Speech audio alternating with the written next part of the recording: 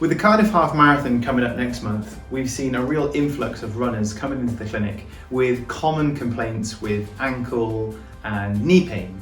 And a really common misunderstanding when it comes to running is the mechanics of the foot and essentially footwear. Because many people are told that they have an over-pronation. And pronation just refers to the flattening of the arch, which should occur as a normal process in the gait or walking cycle.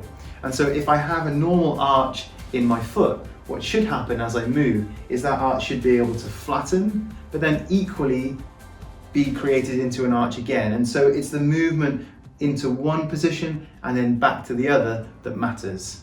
The idea of having too much of a pronation, frankly, is a myth and not really a true thing.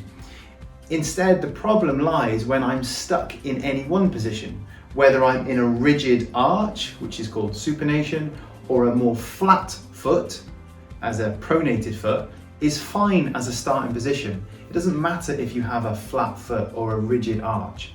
All that matters is through that cycle of movement, doesn't matter what the starting position is, but it's able to move into one and back to the other to create a loaded spring effect. Because in order to create momentum and propulsion in running, it's all about creating this pronated position, which is loading of the spring and then using the arch to propel us forwards.